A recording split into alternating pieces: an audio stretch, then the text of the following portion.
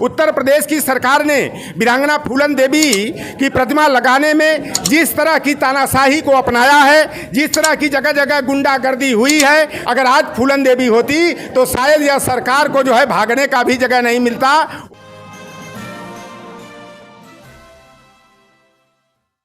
नमस्कार, मैं आमिना और आप देख रहे हैं यूएनएन। 2 जुलाई 2021 को वीआईपी पार्टी ने उत्तर प्रदेश की सरकार में अपना कदम आगे बढ़ाया और 2 जुलाई को अपने पार्टी कार्यालय का भव्य रूप से उद्घाटन किया, जिसमें इस पार्टी के संस्थापक मुकेश साहनी भी शामिल थे। और किस तरह से उन्होंने जो है पार्टी का भव्य आयोजन किया था वो तो मैंने आपको दिखाई दिया था। और इस पार्टी की जैसी भी अपडेट्स होती थी वो आप तक पहुँचती थी। इसी कड़ी में कुछ दिन पहले ही एक प्रकोष्ठ गोष्ठी का आयोजन किया था, जिसमें बताया गया था कि 25 जुलाई को वीरांगना फूलन देवी की किस तरह से 18 मंडलों में प्रतिमा स्थापित की जाएगी, उस पर बात की गई थी। इसी कड़ी में अब हम आ पहुंचे हैं। 25 जुलाई है, वीरांगना फूलन देवी जी की पूर्ण तिथि है। तो जैसा देख रहे हैं आप यहाँ पर हो गया, लेकिन एक सवाल खड़ा हो गया है सर कि जिस तरह से आप लोग बातें कर रहे थे, जिस तरह से आपने बताया था कि भव्य रूप से 18 मंडलों में अलग अलग तरह पे जूम आपके ज़रिए जो है सारे में जो है प्रतिमाएं स्थापित की जाएंगी, लेकिन अगले 2 दिनों से, जो पिछले 2 दिनों से ये खबरें आ रही हैं कि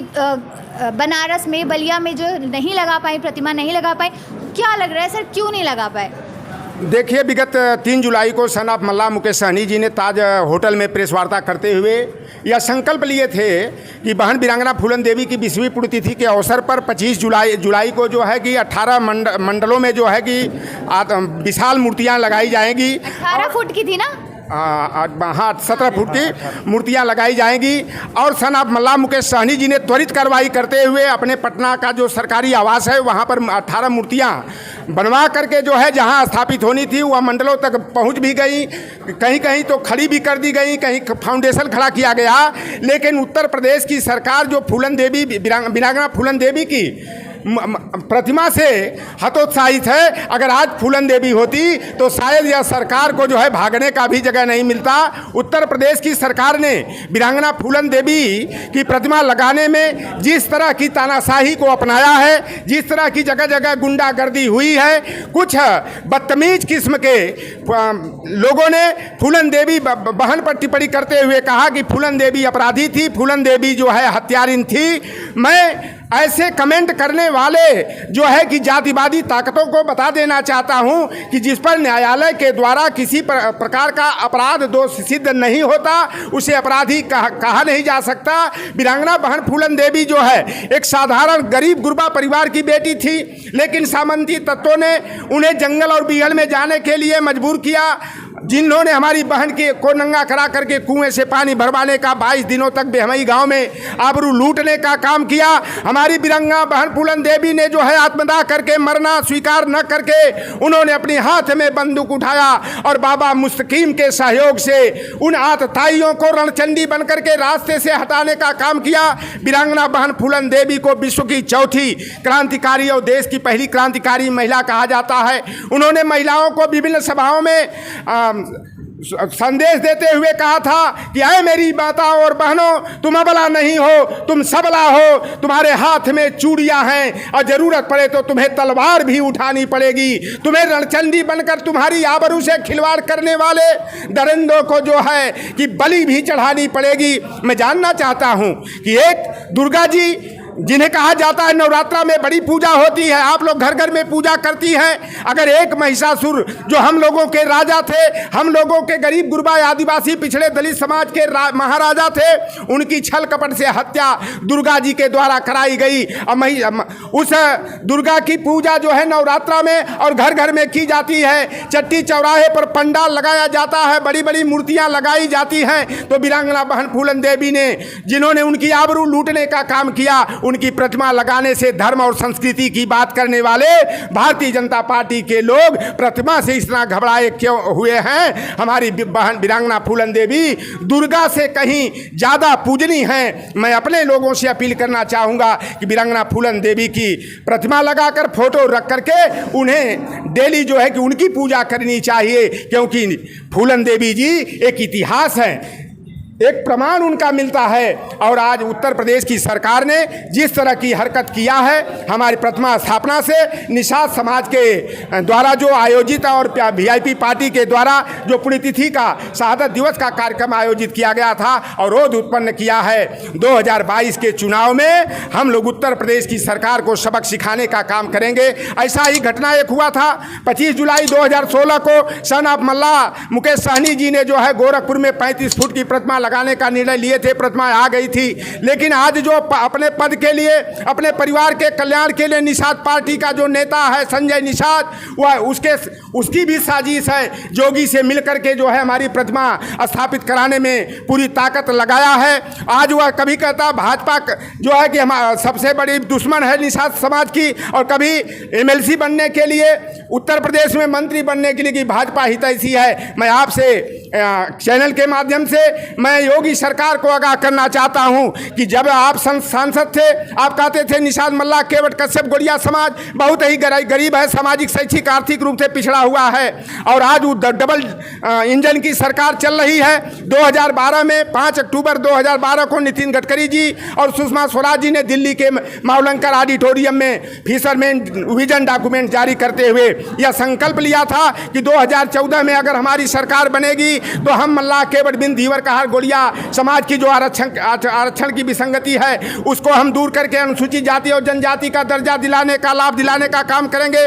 और नीली क्रांति के माध्यम से हम निषाद मछुआरों का आर्थिक उन्नयन करेंगे। भारतीय जनता पार्टी की सरकार ने हमें अनुसूचित जाति का आरक्षण का लाभ भी नहीं दिया, हमारे समाज के साथ वादा खिलाफी किया। और योगी की सरकार में नई नीति निर्धारण करके जो मत्स्य पालन का सिंघाड़ा की खेती के लिए 10 वर्षीय पट्टा हमारी मजदूरी सहकारी समितियों और स्थानीय निषाद मछुआरा समाज की जातियों को मिलता था। योगी सरकार में हमारे मत्स्य पालन का धंधा हो, चाहे बालू मरंग खनन का धंधा हो, छिन गया है। जो हमारी सुनेगा हम उसकी सुनेंगे, जो हमारे निषाद मछुआरा समाज के परंपरागत अधिकारों को देगा, हमें अनुसूचित जाति का दर्जा देने का काम करेगा, उनकी नैया पार लगाने का काम करेंगे। अगर 2022 से पहले अगर हमारे समाज को अनुसूचित जाति का दर्जा नहीं मिला तो 2022 में उनकी नैया को डुबाने का और वीआईपी पार्टी को किंग नहीं तो किंग मेकर बनाने का काम करेंगे। और जो अगली सरकार बनेगी उसका रिमोट कंट्रोल हमारे हाथों में रहेगा। अब हमें किसी के वादे पर विश्वास नहीं है, हमें खुद अपनी ताकत बनाना है। सौरभ जी, मैं आपसे पूछना चाहूँगी कि वजह क्या हुई कि पुलिस प्रशासन ने इस तरह की रोक लगा दी? क्या कोरोना प्रोटोकॉल्स फॉलो नहीं किया जा रहा था? कि आप लोगों ने परमिशंस नहीं ली थी कि इस तरह से इतनी सारे भव्य आयोजन किया गया, इतनी तैयारियां हो गई, उसके बाद मूर्तियां जो प्रतिमाएं हैं उसे स्थापित नहीं किया जा रहा है? देखिए, ऐसा है कि जब भी कोई कार्यक्रम होता है, धारा 144 तो लगी है, ठीक है, लेकिन जब भी कोई कार्यक्रम होता है, चाहे वो सामाजिक हो चाहे राजनीतिक कार्यक्रम हो, उसकी परमिशन ली जाती है। और हमारे 18 मंडलों पर जहाँ पर प्रतिमाएं स्थापित की जानी थी वहाँ पर परमिशन के लिए लेटर लगा हुआ था, ठीक है। परमिशन मिलता हमें 24 तक मिलता, हम 25 को कार्यक्रम करते, लेकिन उसके पहले ही प्रतिमाओं को जब्त कर लेना ये कहीं ना कहीं एक कहावत को चरितार्थ करता है कि जंगल में जब जानवर किसी शेरनी की खाल देखते हैं तो उनकी रूह कांप जाती है। उस कहावत को चरितार्थ करते हुए ये सरकार बताना चाहती है कि आज वीरांगना फूलन देवी जी हमारे बीच तो नहीं है, लेकिन उनकी प्रतिमा से वही डर जो जंगल के जानवरों में होता है खाल देखकर, वही डर सत्ता में बैठे हुए लोगों के अंदर आ गया है। वो ये समझ गए हैं कि यदि ये प्रतिमाएं 18 जगहों पर 18 मंडलों में स्थापित हो जाएंगी, ठीक है, तो पूरा समाज एकत्र हो जाएगा और अपने हक और अधिकार की लेने के लिए हमसे लड़ पड़ेगा। इसलिए इस तरह की व्यवधान उत्पन्न किया जा रहा है। संतोष जी, आप बताइए कि जैसे कि वाराणसी में मंत्री जी पहुंच चुके हैं, वहां पर जो आपके पदाधिकारी मौजूद थे होटल्स में, उन्हें भी पुलिस प्रशासन ने नज़रबंद करके रख दिया गया, आप ही लोगों से सुनाई पड़ा। तो क्या लग रहा है, सरकार डर गई क्या? देखिए, मुझे लगता है कि माननीय योगी जी का मानसिक संतुलन बिगड़ गया है और इसीलिए वो इस तरह की हरकत कर रहे हैं। निषाद समाज की इतनी बड़ी आबादी है, इतनी बड़ी आबादी को अगर वो दरकिनार कर रहे हैं, नज़रअंदाज कर रहे हैं, तो इसका खामियाजा 2022 के इलेक्शन में तो दिखाई देगा। आपने एक प्रश्न किया है कि बनारस के लोगों को, बनारस में ही नहीं, मेरठ में जो लड़के हमारे वहाँ लोग कार्यकर्ता काम कर रहे थे, रात में मूर्ति तोड़ के और उनको जो है अरेस्ट कर लिया गया है। आगरा में मूर्ति नहीं लगाने दी गई है। उन्नाव में रात के अंधेरे में मूर्ति उठाए हैं ये लोग। बिना किसी परमिशन के किसी के प्राइवेट प्रॉपर्टी में पुलिस एंट्री करती है। इनफैक्ट कम से कम उनको सूचना देनी चाहिए, और रात के अंधेरे में वो मूर्ति उठा कर लेके गए हैं। आज भी मैंने उनसे बात किया है, मेरा वहीं का कार्यक्रम था। मैंने पूछा है कि ये बताइए, आप मूर्ति ले गए हैं, ठीक है, आप वापस कब करेंगे? वो मूर्ति भी ले गए हैं, फाउंडेशन भी तोड़ दिए हैं, और अभी वापस करने के लिए मैंने पूछा तो बोले कि इसके बारे में एक प्रक्रिया होगी जो उसको फॉलो किया जाएगा। तो मुझे लगता है कि जिस तरह से योगी जी ने ये पूरे प्रदेश में एक लॉ एंड ऑर्डर में मैसेज दे दिया कि आप लोग मूर्ति स्थापित मत करने दीजिए या इन लोगों को कार्यक्रम मत करने दीजिए। हम लोग क्या कर रहे थे? आप एक चीज़ बताइए, कल गुरु पूर्णिमा था, आप कोविड की बात कर रहे हैं, गुरु पूर्णिमा के दिन मंदिरों में लाइन लगी हुई थी और सारे लोग पूजा अर्चना कर रहे थे। वहाँ कौन सा कोविड का प्रोटोकॉल फॉलो किया जा रहा था? हम लोग यहाँ बैठे हैं, दूर दूर बैठे हैं, इनफैक्ट मास्क भी लगाए हैं, सैनिटाइज़र भी हम लोग यूज़ करके अंदर आए हैं। तो हम लोग तो कर रहे थे, और हम लोग उनके प्रोटोकॉल को फॉलो करते हुए हम लोगों ने इतना तक कहा कि आप संख्या निर्धारित कर दीजिए कि हमको कितने लोगों के साथ कार्यक्रम करना है, हम उतने लिमिट में करेंगे। लेकिन उन लोगों ने कार्यक्रम को ही करने से मना कर दिया। बांगर मऊ की सिचुएशन ये थी कि वो हमसे ये बोल रहे थे कि आप लोग अगर एक भी लोग यहाँ दिखाई देंगे तो ठीक नहीं है। लेकिन फिर भी हम लोग वहाँ गए, 20 लेडीज़ पुलिस, 250 पुलिस, एक गाड़ी पीएससी, एक मूर्ति को उठा के रात को लेके गए। ये क्या कर रहे हैं? मुझे लगता है कि मतलब उनका सही में मानसिक संतुलन बिगड़ गया है। मुझे ज़्यादा कुछ नहीं कहना है, लेकिन इतनी बड़ी आबादी के साथ अगर इस तरह का व्यवहार किया जाएगा तो निश्चित रूप से अब निषाद समाज चुप नहीं बैठेगा, कुछ न कुछ तो रिएक्शन। डे वन से आप लोगों का एक डायलॉग है, हम किंग नहीं बनेंगे लेकिन किंग मेकर बनेंगे। तो कैसे किंग मेकर बनेंगे सर? आप लोग तो अपनी प्रतिमाएं नहीं रखवा पा रहे हैं, पुलिस प्रशासन आप लोग अपनी बात नहीं रख पा रहे, तो कैसे किंग मेकर बनेंगे? आप बताइए। किंग मेकर बनने की जहाँ तक बात है तो ऐसा है कि प्रतिमा ना लगने से ये निश्चित नहीं हो जाता कि हम किंग मेकर या किंग नहीं बन पाएंगे। पहला तो सर एक आप लोगों का जब से आए थे तब से एक ये प्रोग्राम का था, ये प्रोग्राम ही नहीं हो पाया सही से, फिर नेक्स्ट का कैसे हम मान लेंगे सही होगा? ये प्रोग्राम इसलिए नहीं हो पाया क्योंकि सरकार के अंदर भय है, और ये प्रोग्राम तब हो जाता जब अगर आज हम किंग मेकर की भूमिका में यहाँ होते, यानी कि अगर हम सत्ता में होते तो क्या हमारा कार्यक्रम रुक जाता? जहां भारतीय जनता पार्टी के लोग कार्यक्रम कर रहे हैं, क्या वे कार्यक्रम रुक जा रहे हैं? नहीं रुक रहे हैं। वहां कोविड के कोई भी नियम फॉलो नहीं किए जा रहे हैं। इसलिए मैं कहना चाह रहा हूं कि अगर हम यहां किंग नहीं बनेंगे तो किंग मेकर बनेंगे। और जैसा कि हमारे माननीय प्रदेश अध्यक्ष जी ने कहा कि रिमोट कंट्रोल हमारे हाथ में रहेगा और हम मजबूर सरकार बनाएंगे जिसका कंट्रोल हमारे हाथ में रहेगा, इसलिए हम किंग मेकर बनने की भूमिका में रहेंगे। जी बताइए। आप जो किंग मेकर की बात कर रही हैं, बिहार में हम 4 सीट और 1 MLC लेके किंग मेकर बने हैं, और यहाँ 157 सीट पे हम काम कर रहे हैं। और अगर हमारे पास 30 सीट, 40 सीट, 50 सीट भी आ जाती है तो आप सोचिए कि हम किंग मेकर बनेंगे कि नहीं बनेंगे। अब इसका आंसर आप दीजिए। सर पहले मैं आपको रोकना चाहूँगी, बिहार में तो मंत्री बन गए, बिहार में क्या हुआ सर? बिहार में भी तो नहीं लगवाने दे रहे, मुकेश जी लगवा रहे, उनको नहीं लगवाने दे रहे, मंत्री हो गए। उसके बाद यहाँ लखनऊ में ये हाल हो गया, कैसे होगा सर आगे? बिहार में तो उनके सरकारी आवास जो है वहाँ पर रखी गई, वहाँ भी लगा है, भागलपुर दरभंगा में लगा है, वहाँ पे रख दी गई। हाँ, सरकार जिस दिन वहाँ बिहार में लगाने से रोकेगी, सरकार जो है कि उसकी उल्टी गिनती शुरू नहीं होगी, दूसरे दिन ही सरकार गिर जाएगी। एक बात मैं आपके चैनल के माध्यम से बता देना चाहता हूँ, वीरांगना बहन फूलन देवी की हम 20वीं पुण्यतिथि बना रहे हैं। हम किसी जाति धर्म वर्ग संप्रदाय की बात नहीं कर रहे हैं। एक बिकरू कांड हुआ था कानपुर में, आप देखे होंगी, विकास दुबे की गाड़ी पलट करके मारा गया।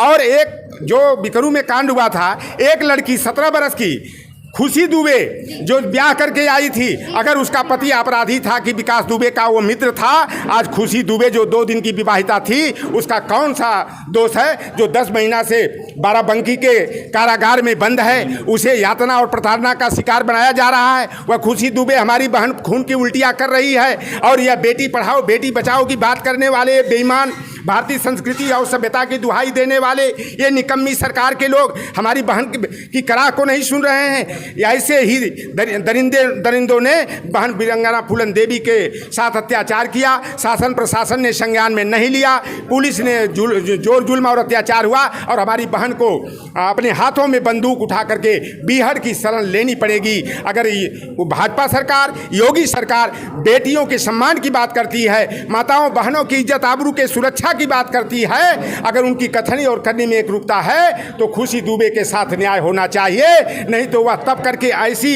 फौलाद बनेगी कि जिस दिन वह जेल से निकलेगी तो ससुराल और मायके नहीं जाएगी, वह फूलन देवी से भी खुखार बन सकती है।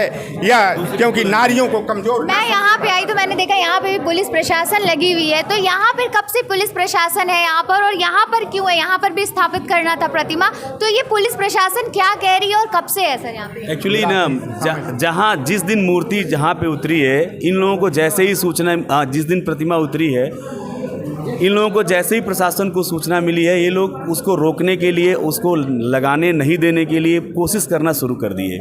हम लोगों ने जो भी इन लोगों से पूछा, कोई भी एक एथेंटिक, कोई सॉलिड रीज़न इन लोगों ने नहीं दिया है। ये लोग ये बोले कि सिर्फ ऊपर से आदेश है, ऊपर से आदेश है। किसका ऊपर से आदेश है भाई? इन पुलिस वाले लोगों का क्या कसूर है? उनको तो जो ऑर्डर मिलेगा वो करेंगे।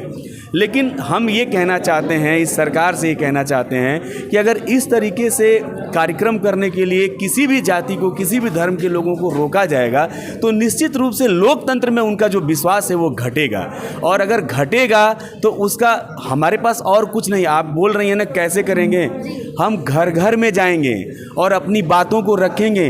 फूलन देवी सिर्फ निषाद समाज की दुर्गा नहीं है, आज यहाँ यादव बिरादरी है, यहाँ स्वर्णकार बिरादरी है, यहाँ ब्राह्मण भी लोग बैठे हुए हैं, और हमारी वीआईपी पार्टी किसी जाति की एक विशेष की पार्टी नहीं है। तो ये सारे के सारे लोगों में फूलन देवी के प्रति विश्वास है, तभी इस कार्यक्रम में शामिल हुए हैं। और ये सारे के सारे लोग अगर इकट्ठे मिलते हैं तो परिणाम किंग मेकर का होगा या किंग का होगा, ये आप फैसला करिए। भविष्य के गर्भ में है।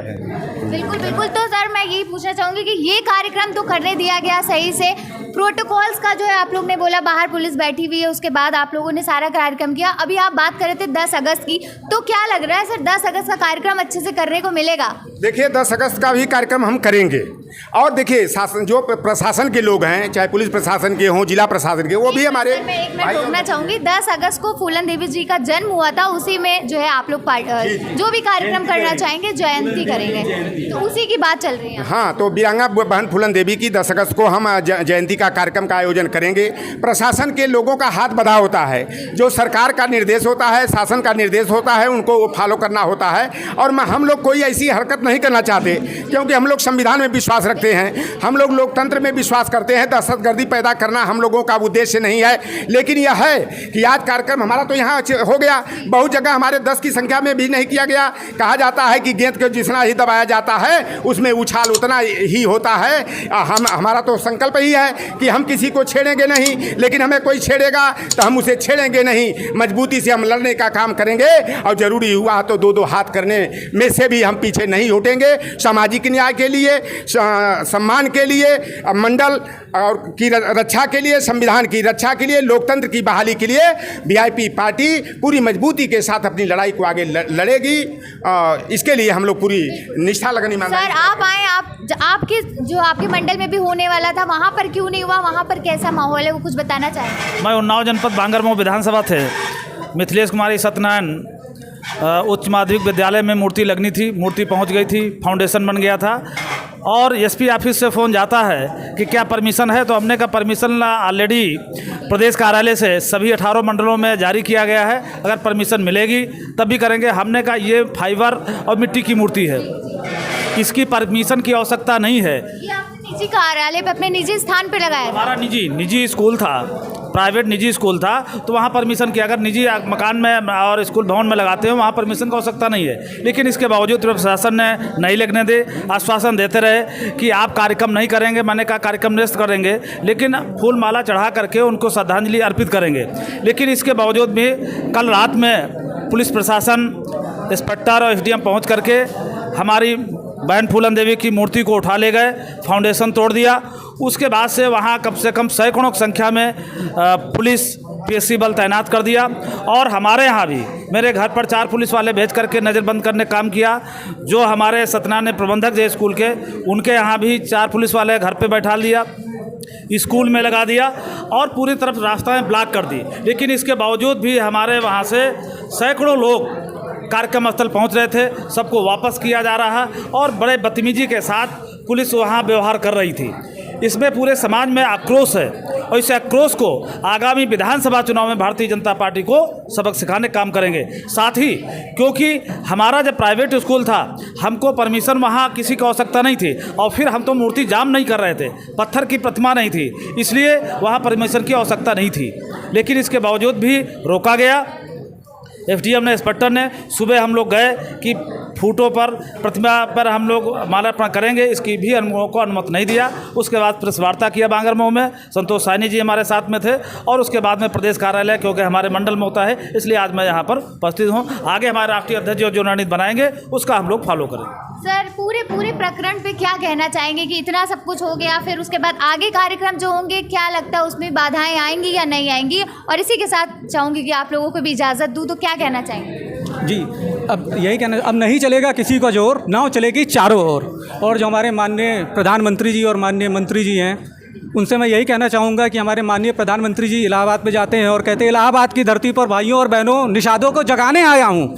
तो मैं माननीय प्रधानमंत्री जी से कहना चाहता हूँ कि निषाद समाज अब जाग चुका है, और निषाद समाज के साथ ही अन्य पिछड़ा वर्ग भी जाग चुका है। और जो उन्होंने, हमारे प्रशासन ने हमारी वीरांगना फूलन देवी जी की मूर्ति को लगाने से मना कर दिया, तो उनसे मैं सिर्फ यही कहना चाहूँगा कि अगर वो हमारी फूलन देवी जी की मूर्ति को लगाने देते तो बस यही होता कि 18 जिलों में फूलन देवी जी की प्रतिमा वीआईपी कार्यकर्ताओं ने लगाई और उसका माल्यार्पण किया। लेकिन उसको रोक के उन्होंने समाज को भी एक संदेश दिया है, और कहीं ना कहीं जो लोग उनके साथ थे अब वो भी उनसे कट जाएंगे, और अब वो निषाद समाज को या पिछड़ा समाज को बरगला नहीं सकेंगे कि हम तुम्हारे साथ हैं। जब उन्होंने हमारे समाज की प्रतिमा को ही नहीं लगने दिया तो हमारा साथ क्या देंगे?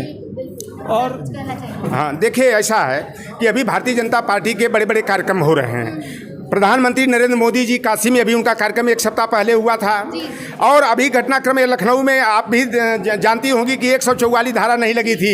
यह 144 धारा लखनऊ में परसों लगी है, बनारस में परसों लगी है, गोरखपुर में हो चाहे उन्नाव हो। क्यों लगी है सर? क्यों लगी? लग रहा है वीआईपी के डर से लगी है। वीआईपी का डर इतना उन्हें घर कर गया है। इसमें कोई शक है क्या? इसमें कोई शक है? ये क्लियर है कि वीआईपी के डर की वजह से इन लोगों ने, वो लोग समझते हैं कि हम लोग किंग मेकर हो गए हैं, इसलिए सरकार डर रही है हम लोगों से। इसी डर ने समाज को और इन पिछड़ा वर्ग को एक और विकल्प दे दिया है वीआईपी के तौर पे। मैम, क्या कहना चाहेंगे आप? मैम भी बहुत दूर से हैं, आप कुछ कहना चाहेंगे? जी, मैं तो कहूँगी कि महिलाएं इतने आगे बढ़ गई हैं कि अब ये डर नहीं है। अब वो फूलन बहन जी जैसे सब बहादुर बनना ही है, और सब हिम्मत। जो मेरे अंदर आग बुझी थी, आज उन्होंने और भड़का दिया उन्होंने मूर्ति गायब करके। उन्होंने आग मेरे को भड़काया है। मैं उनके अधूरा काम मैं, औरतें, बहन जी, भाई मिलके पूरा करेंगे। ये अपनी सरकार बनाएंगे वीआईपी, और वो चाहे जो कुछ कर ले। Thank you so much. तो भैया, यहाँ पर वीआईपी कार्यालय पर आप मौजूद थे, और यहाँ के प्रदेश अध्यक्ष और पदाधिकारी जितने भी मौजूद थे, उन्होंने बताया इस पूरे मामले को कि किस तरह से उनकी प्रतिमाएं किसी भी मंडप पर नहीं लगने दी गई, और किस तरह से उनकी कारों में बाधाएं लाई गई। ऐसे अब इनका 10 अगस्त को क्या कार्यक्रम होगा, कैसा कार्यक्रम होगा, हम आप तक पहुँचाते रहेंगे। तो बने रहिए हमारे साथ और देखते रहिए UNN।